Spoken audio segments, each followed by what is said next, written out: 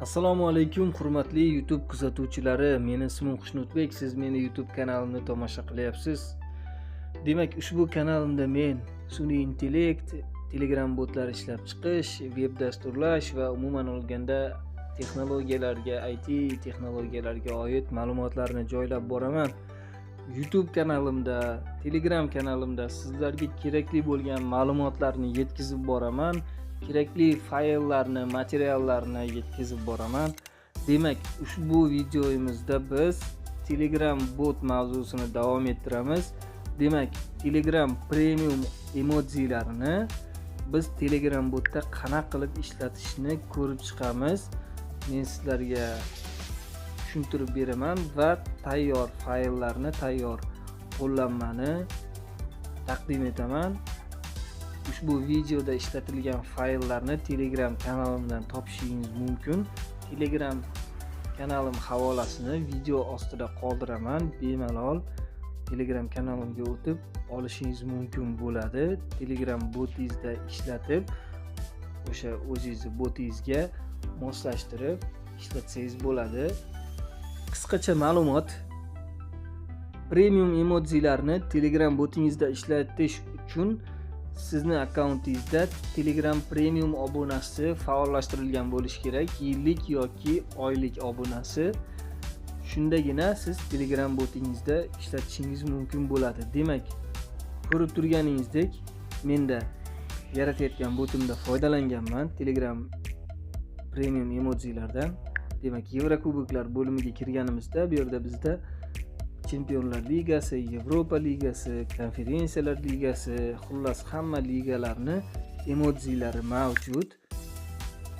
Ham mana bu inline tugmalarda ham matn shaklida foydalanganman. Demak, shularni qanaqa qilib ishlatishni ko'rib chiqamiz. Demak, bizda test uchun bot bor. Mana shu botga hozir biz 4 ta futbol klubini emojilarini 4 ta inline tugmaga qo'yib chiqamiz. Demak, misol uchun olaylik, Ispan futbol klublarini 4 ta Barcelona, Real Madrid, masalan Sevilla yoki Atletico Madrid, mana shu 4 ta klubni emojilarini mana shu 4 ta tugmaga joylashtirib chiqamiz va matn ko'rinishida ham bu yerga yozib qo'yamiz. Demak, boshlaymiz.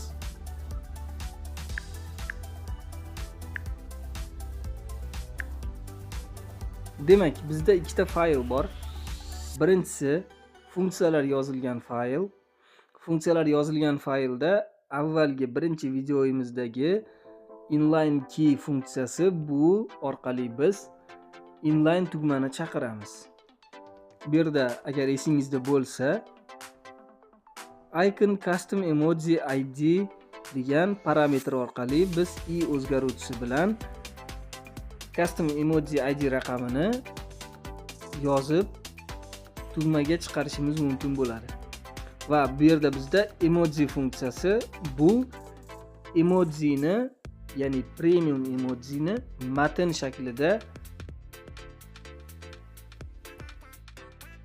shaklida ko'rsatib beradi.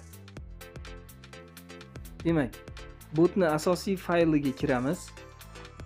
Bu yerda biz inline tugmalarimizni tayyorlab olamiz. Demak, bu yerda bizda default tugmasini o'rniga biz Ispan futbol klubini, birorta futbol klubini nomini yozamiz. Masalan,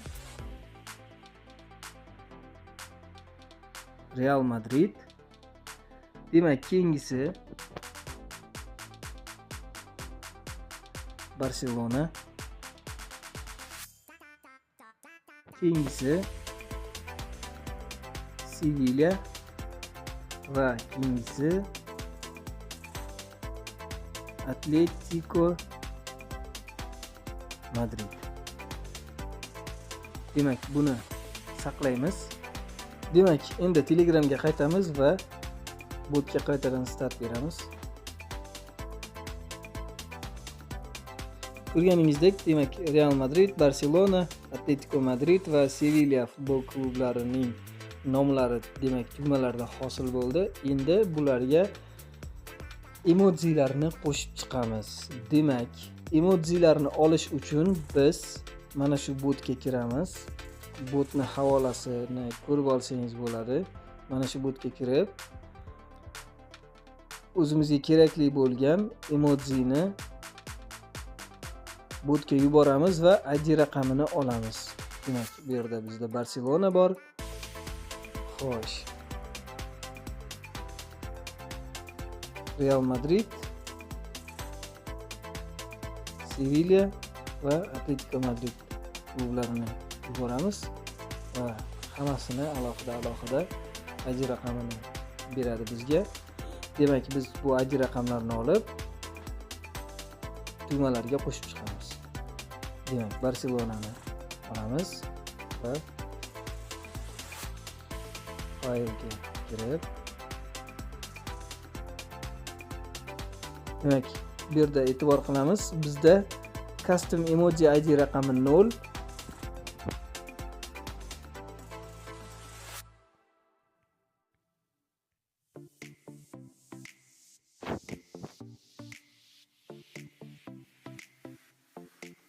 Sevilla,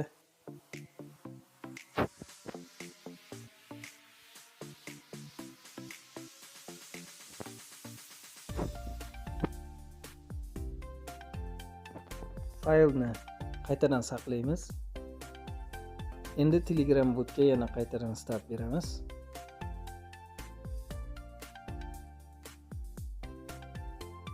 Mana ko'rib turganingizdek, Real Madrid, Barselona, Atletico Madrid, Sevilla klublarining emoji ID raqamlari tugmalarga joylashtirildi. Endi xuddi shuni matn ko'rinishida, ya'ni matn yoziladigan joyga yozamiz. Biz buning uchun emoji funksiyasidan foydalanamiz. Botning asosiy fayliga qaytamiz. Demak, bu yerda eski matnni o'chirib tashlaymiz.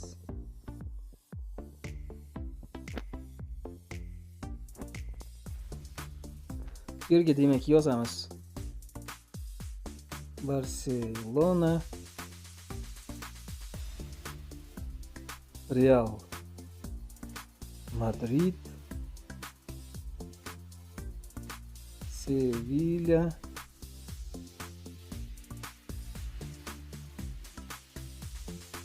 va Atletico Madrid. Demak, hozircha bu oddiy matn. Ana endi har bir futbol klubidan avval emojisi ko'rinishi uchun emoji funksiyasidan foydalanib emojini qo'shib chiqamiz. Demak, emoji bu yerda avval funksiyani tayyorlab olamiz.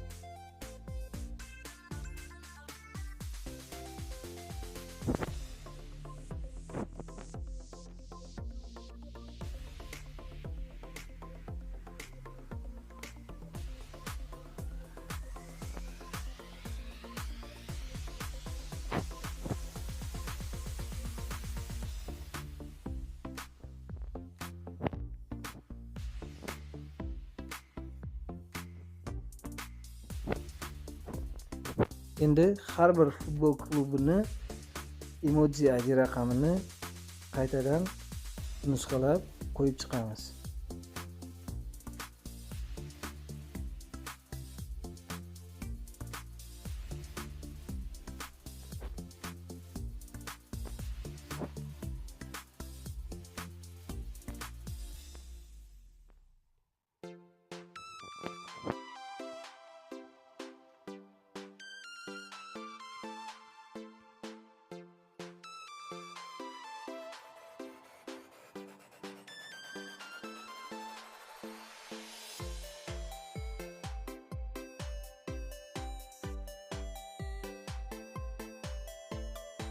Demak, tayyor bo'ldi. Endi faylni saqlaymiz va botga qaytadan start beramiz.